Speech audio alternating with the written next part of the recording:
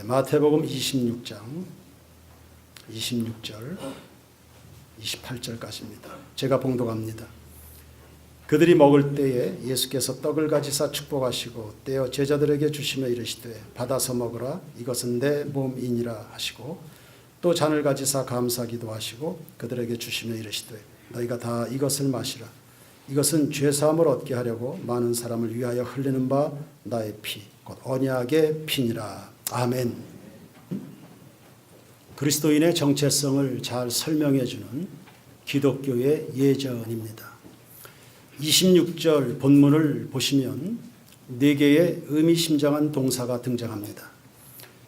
그들이 먹을 때에 예수께서 떡을 가지사 축복하시고 떼어 제자들에게 주시며 이르시되 받아서 먹으라 이것은 내 몸이라 했습니다. 떡을 취하셨다, 축복하셨다, 떼셨다, 제자들에게 주셨다. 이 4가지 단어입니다. 우리 시대 영성학자인 헨리 나우에는 이 4가지 동사를 근거로 해서 그리스도인이 누구인가를 정의했습니다. 첫 번째, 선택받은 자입니다. 세상의 모든 떡이 성찬용으로 사용된 건 아니죠. 그때에 그 떡이 선택이 됐습니다. 구별됨입니다. 예수님도 인류의 구원을 위한 속죄 어린 양으로 창세전부터 예비되셨습니다. 오늘 우리도 선택받았습니다. 에베소서 1장 4절에 창세전에 그리스도 안에서 우리를 택하사 그리고 그의 기쁘신 뜻대로 자기의 아들들이 되게 하셨다. 베드로전서 2장 9절에는 너희는 택하신 족속 왕같은 제사장이라 했습니다. 하나님의 특별한 은혜를 의미합니다. 하나님이 나 같은 죄인을 택하셨다. 그것도 주의 영광, 주의 사업을 위해서 한 번도 헌신해 본 적이 없는 봉사가 뭡니까? 헌신이 뭡니까? 우리가 아직 죄인 되었을 때, 우리가 아직 원수 되었을 때, 우리가 아직 경건하지도 못할 그때에 주님이 다가오셔서 부르시고 구원하사 자녀 삼으셨다. 주님의 선택에는 그분의 놀라운 사랑이 담겨있는 표현입니다. 도대체 내가 누구이길래, 인자가 무엇이길래 주께서 그토록 저를 사랑하십니까? 아무리 내 자신을 살펴보고 지나온 삶의 걸음을 살펴봐도 내가 하나님 앞에 복받을 만한 사람일까?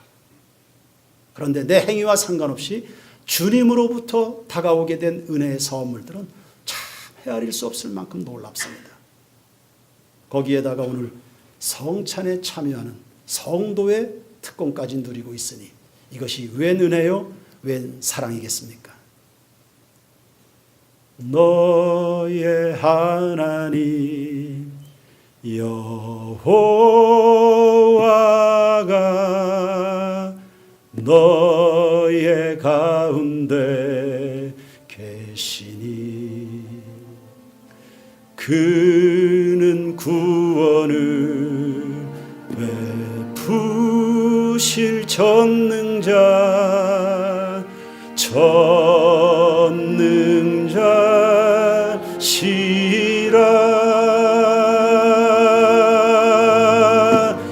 그가 너로 인하여 기쁨을 이기지 못하시며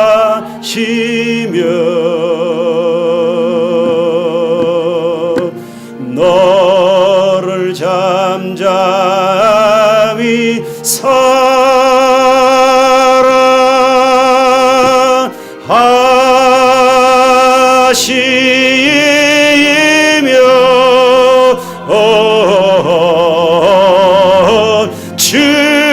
즐거이 부르며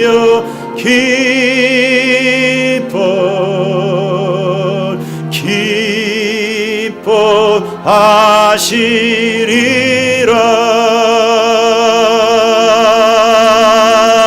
즐거이 부르며 기뻐하시리라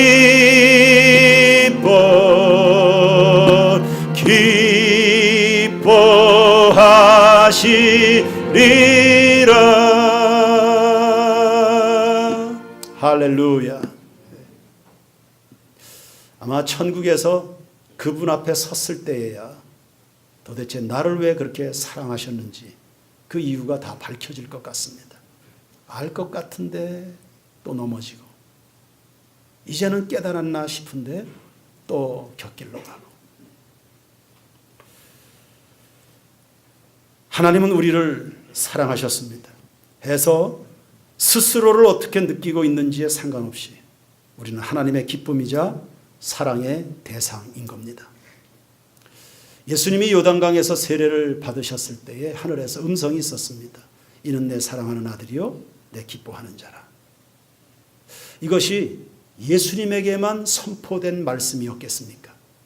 우리도 택함받은 자녀이기 때문에 오늘 동일하게 이 말씀 앞에 선 여러분 모두에게 동일하게 하나님이 내가 너를 사랑한다. 기태야, 내가 너를 사랑한다. 미라나, 아무 생각하지 말아라. 내가 너를 축복한다. 주님의 음성을 들을 수 있다면 여러분의 인생이 얼마나 부유해지겠습니까? 마귀가 저지르는 가장 사악한 짓은 자존감을 파괴하는 겁니다. 이 세상에 누가 너 같은 걸 사랑하겠냐? 그저 너를 이용할 뿐이지. 아무도 널 환영하지 않아. 누가 널 좋아하냐? 그러니 기대하지 마. 그리고 교회도 기대할 거 없어. 교회도 다 똑같더라. 교회 기대할 거 없어. 마귀는 늘 이렇게 속삭입니다.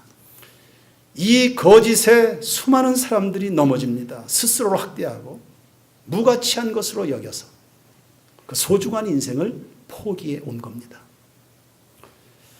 이 시간 현재 혹이라도 자신의 존재에 대하여 회의감에 빠져 있는 교인들이 있습니까?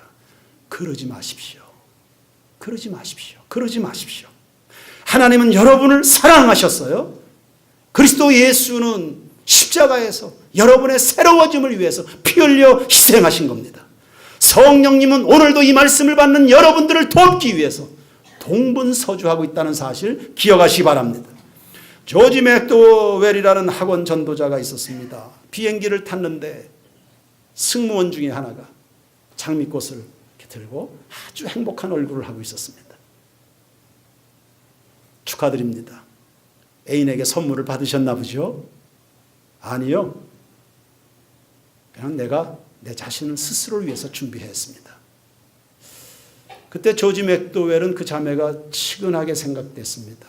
무슨 축하할 만한 그런 일이 있는 모양인데 아무도 축하해 주는 사람이 없으니까 그냥 저 혼자 저러고 있나 보다. 그래서 불쌍한 생각이 들었습니다. 다시 물었습니다. 그럴 만한 무슨 이유라도 있습니까? 혹시 생일입니까? 아닙니다. 그저 감사하고 행복해서요. 내가 오늘 살아있고 여기에 내가 존재하고 있고 오늘도 비행기에 오르는 탑승객들을 섬길 수 있는 이 기회를 내가 가지게 됐으니까 이것이 얼마나 감사한지요.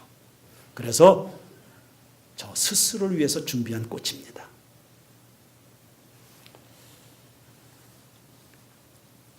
오늘 성찬의 떡을 저희들이 받아들 겁니다. 이 성찬식을 거행하면서 여기에는 여러분을 향한 하나님의 기가 막힌 사랑의 언어가 담겨 있는 겁니다. 여러분의 소중함을 일깨우는. 그래서 여러분 스스로의 그 소중함에 대해서 눈을 뜨는 시간이 되기를 바랍니다. 하나님의 선택하심에서부터 출발된 은혜입니다. 그래서 오늘 여러분 자신을 위해서 품위 있게 장미꽃 한 송이씩을 준비해 보는 것이 어떨는지. 예배 마치고 꽃집에 다 들려서 여러분 자신을 위해서 가장 예쁜 꽃으로 여러분 자신을 축복하는 겁니다.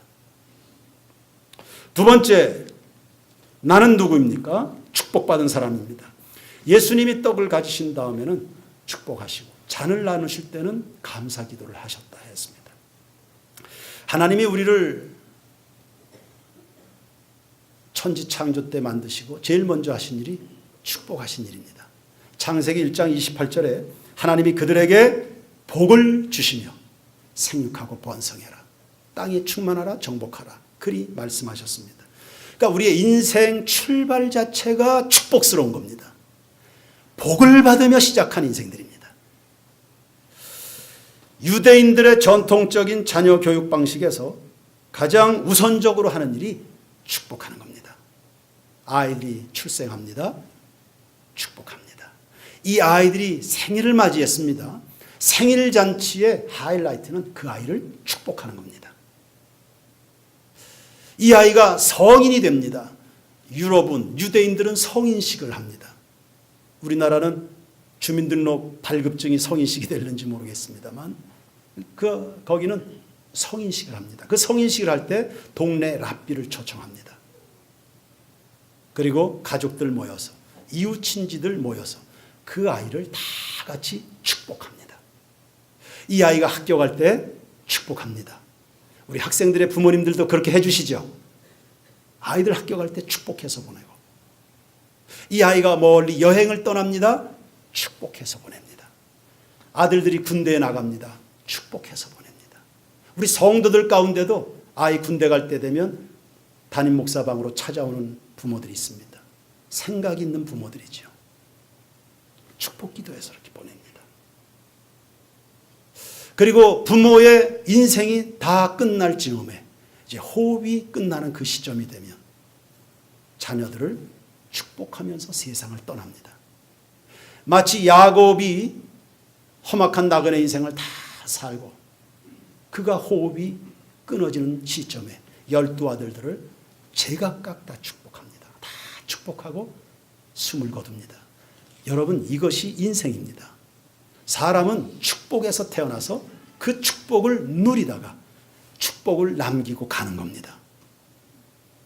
우리 세인교회 모든 성도들의 삶이 안팎으로 축복 가득한 인생이 되기를 축원합니다. 마치 인생이 저주받기 위해 태어난 사람 마냥 어두칙칙하게 느껴집니까? 그거 잘못됐습니다. 그리고 잘못 가고 있습니다. 성도 여러분, 생각을 바꾸고 여러분의 길을 바꾸시길 바랍니다. 우리는 하나님의 축복 안에 존재하는 사람이라는 사실을 늘 인식하고 살아가야 됩니다. 저주스러운 삶은 마귀가 조장합니다. 요한복음 10장 10절에 도적이 오는 것은 도적질하고 죽이고 멸망시키려는 것뿐이요 내가 온 것은 양으로 생명을 얻게 하고 더 풍성히 얻게 하려 함이라고 했습니다. 여기에서 우리의 소중한 것을 뺏어가는 자는 마귀요 우리의 생애를 풍성하게 하는 분은 예수 그리스도이십니다. 그러니 예수 뒤로 줄을 서야 됩니다. 자신을 저주하고 싶을 때, 내가 왜 이리 못났을까 실망스럽게 될 때, 그 순간에 우리 안에 저주의 영들이 일하고 있다는 사실을 깨달아서 그 악한 영들을 결박해서 추방해 버리시기 바랍니다. 나사렛 예수의 이름으로 명하노니 내 인생을 파괴하고 어둡게 슬프게 좌절스럽게 만드는 모든 더러운 영은 떠나갈지어다. 원수는 추방하고 여러분 자신은 축복하십시오. 가족을 축복하십시오. 가정이 그렇게 아름답게 느껴지지 않습니까? 축복하시면 변합니다. 축복하시면 변합니다. 축복하면 변합니다. 이웃을 축복하고요. 나라와 민족이 여러분의 마음에 들지 않습니까? 축복하십시오. 나라와 민족을 위해서 여러분이 뭘 했습니까? 함부로 그 누군가를 비난할 자격이 우리에게 있습니까? 축복하십시오. 위정자들을 축복하고, 정치하는 사람들을 축복하고, 회사의 사장들을 축복하고, 축복하십시오. 축복.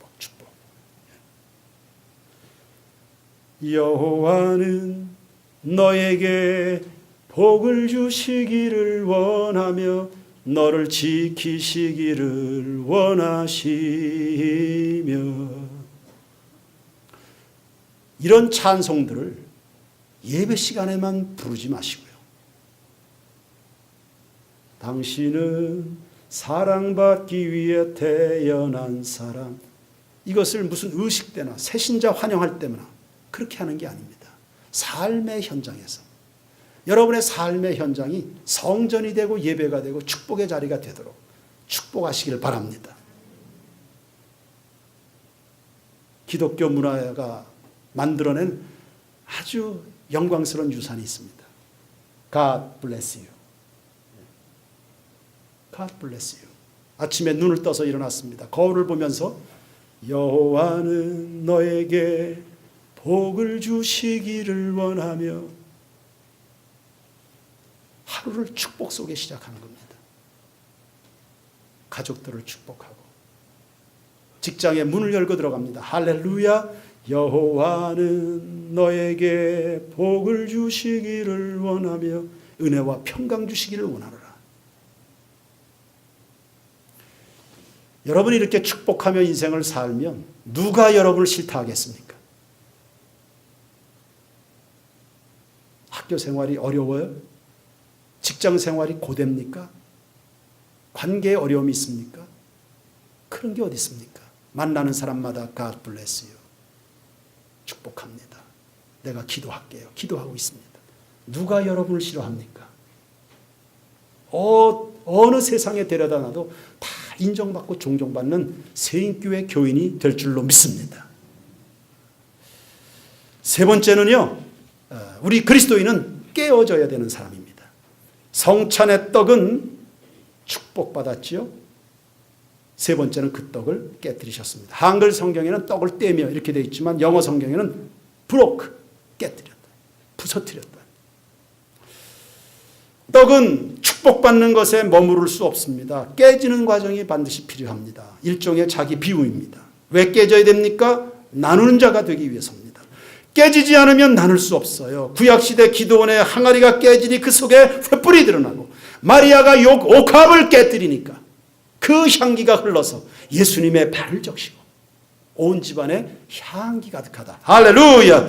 그런 이유로 하나님은 오늘날의 우리를 깨뜨리시는 거예요.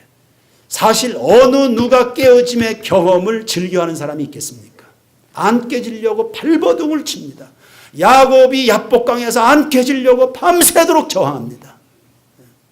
깨지는 것은 싫고 살고는 싶고, 부인할 것은 부인하지 않고 버릴 것은 버리지 않고, 그러나 하나님이 주시는 복은 받고 싶어서 밤새도록 저항을 합니다.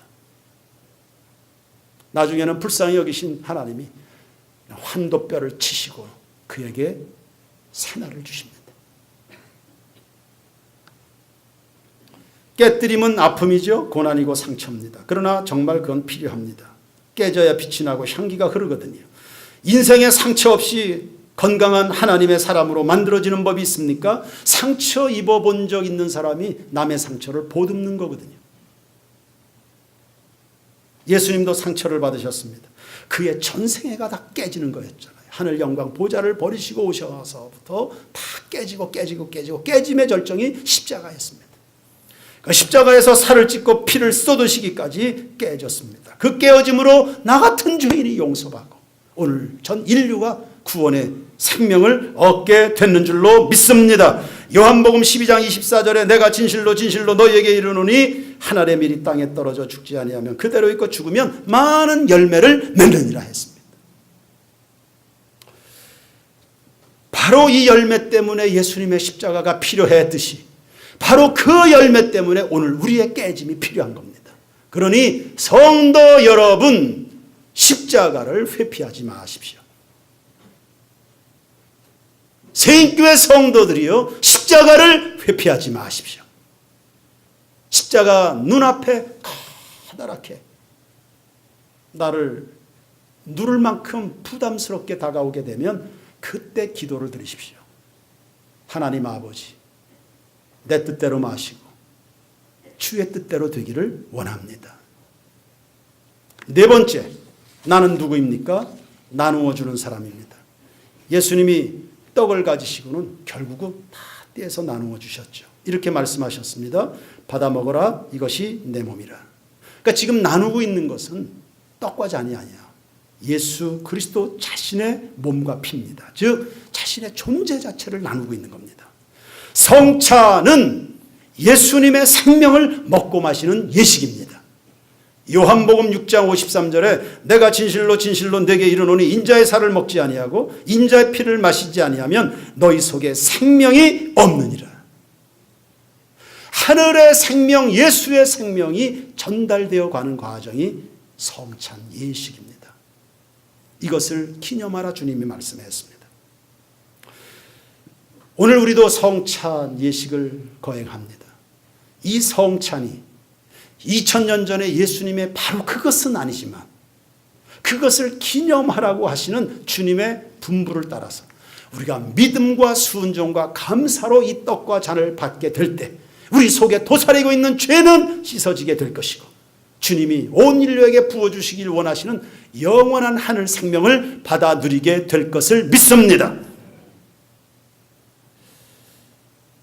그래서 성찬의 은혜는 여기에서 끝나지 않고요.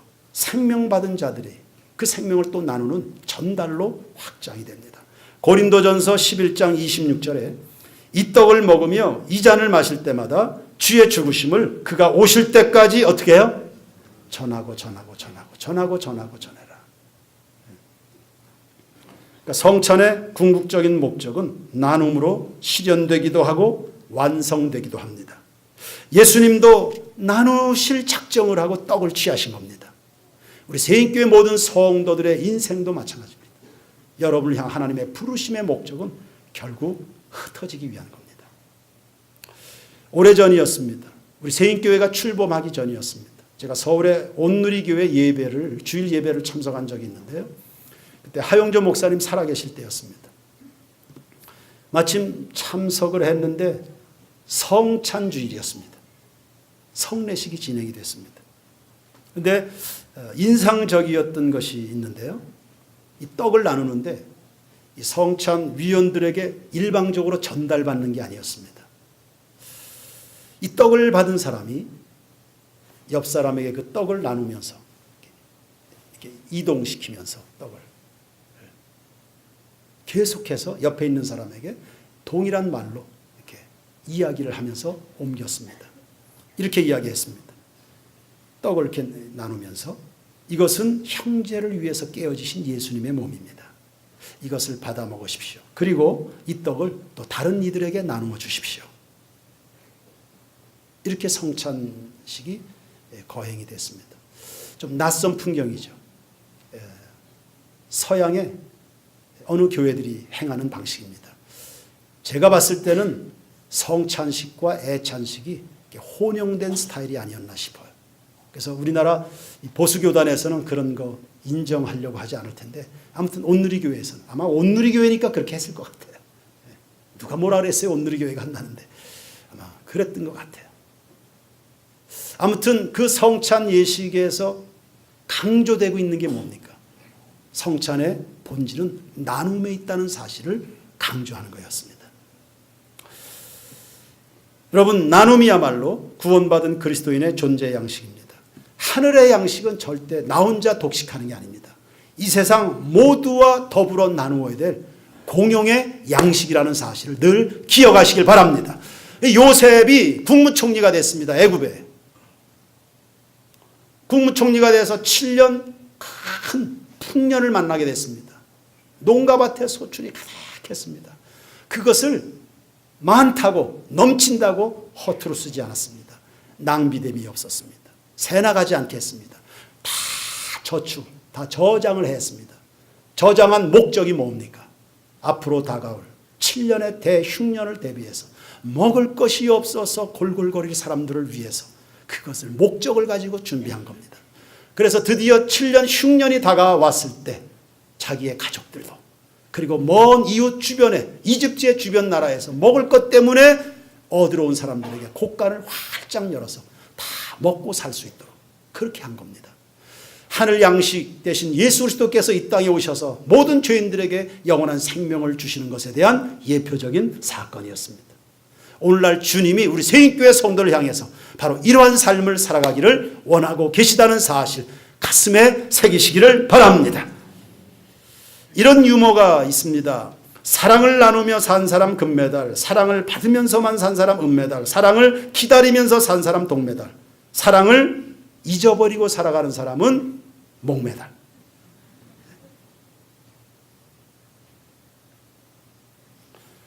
이 사랑을 나누는 과정 중에 하나가 세인 바자회입니다.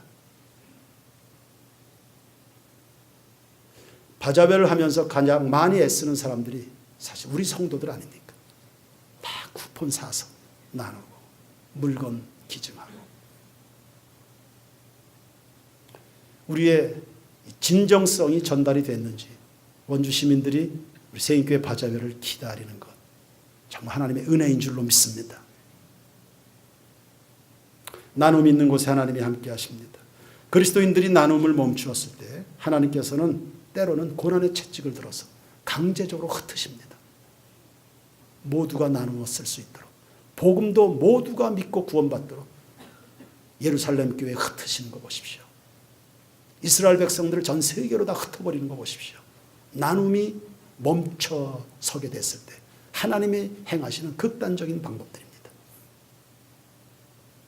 하나님이 아브라함을 부르셔서 복을 주셨습니다. 그 복은 본인만 누리라고 주시는 복은 아니었습니다. 주님이 말씀하시기를 너는 세상의 복의 근원이 될지어다. 복이 되라. 우리 교회가 처음 출발할 때는 예수님 때문에 행복한 사람들이 슬로건이었습니다. 지금은 바뀌었습니다. 예수님 때문에 행복을 주는 사람들로 바뀌어 있습니다. 성숙해져야 되니까. 예수님이 승천하실 때 제자들에게 말씀하셨습니다. 너희는 가서 모든 족속을 제자로 삼아 아버지와 아들과 성령의 이름으로 세례를 주고 내가 너희에게 분부한 모든 것을 가르쳐 지키게 하라. 예수님의 이 마지막 유언적 명령에 어떠한 정신이 담겨 있는 겁니까? 가서 나누라는 것입니다. 예수를 나누고 복음을 나누고 사랑을 나누고 마음을 나누고 기도를 나누고 눈물을 나누고 아픔도 눈물도 괴로움도 나누고 물질도 나누고 은사도 젊음도 나누어서 온 세상이 다 같이 주님의 영광 앞에 은혜를 맛보도록 나누는 삶을 살라고 명령하신 겁니다. 간혹 성도들이 기도를 할 때 혹은 기도회를 인도할 때 하나님 우리 교회가 세상을 살리는 교회가 되게 해주세요. 이렇게 기도합니다. 그 기도가 맞아요 안 맞아요? 저는 30%만 맞다고 생각합니다. 민족을 복음하고 열방을 살릴 수 있게 해주세요. 사랑하게 해주세요. 그냥 가서 복음 전하면 됩니다. 흩어져서 한 주간 동안 복음은 전하지 않고 모여서 기도할 때마다 우리가 우리 교회가 복음 전하는 교회가 되게 해주세요. 그거 쓸데없는 메아리가 아닐까요? 하나님 우리 교회가 사랑의 공동체가 되게 해주세요. 그렇게 기도할 거 없어요. 이미 하나님의 뜻은 다 나타나 있어요. 그냥 가서 사랑하세요. 오늘 누군가에게 꽃을 한 송이 이렇게 전달하시면 돼요. 우리 기도가 얼마나 참 우스꽝스러운지 하나님이 보실 때 그냥 가서 전도해. 그냥 가서 선교하고 가서 그냥 사랑해. 그냥 가정을 축복하고 직장을 축복하면 되는데 하라는 그건 안 하고 밤낮 매일 밤에 모여서 아우성만 치고 있다. 어쩌면 이것은 갈멜산의 그 거짓 선지자들의 그냥 한나절 동안 부르짖는 허망한 기도일지도 모르겠습니다. 이미 분명하게 나타나 있는 하나님의 뜻은 하지는 않고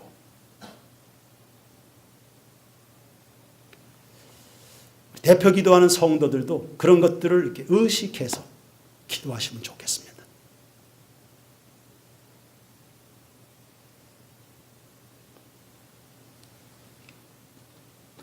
여러분 이용규 선교사를 알죠? 내려놓음이라는 책을 저술해서 공전의 베스트셀러를 만든 작가이기도 합니다. 그분이 미국에서 공부를 마칠 때쯤 시카고에서 미국 코스타 유학생 집회가 있었습니다. 그때 한 집회에서 이용규 이 형제가 은혜를 받은 겁니다. 선교에 대한 소명을 강하게 받은 겁니다.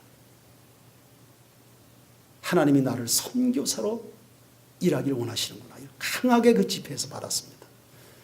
그 집회를 마치고 그 집회장을 떠나지 못한 채 엎어져서 울면서 계속 기도하고 있었습니다.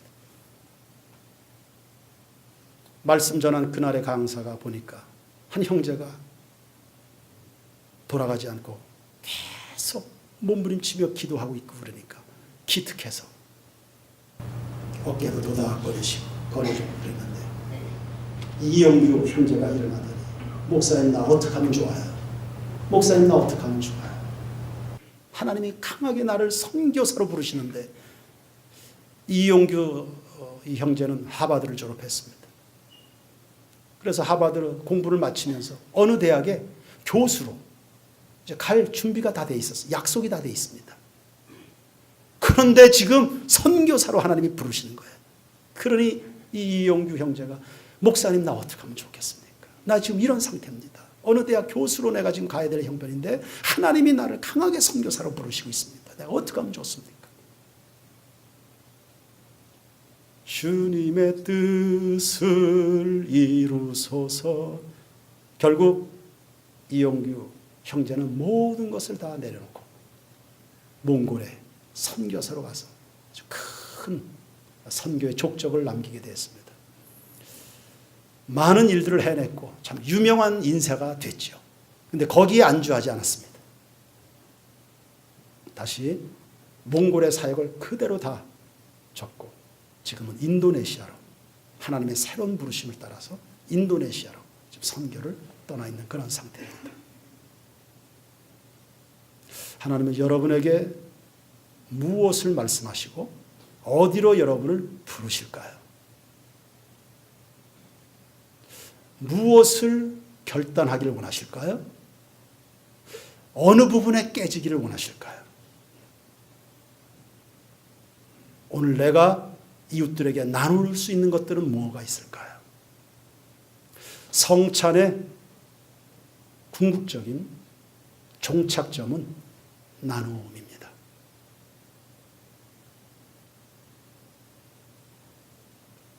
사랑은 주는 걸 하지 않습니까? 여러분이 깨어져야 됩니다.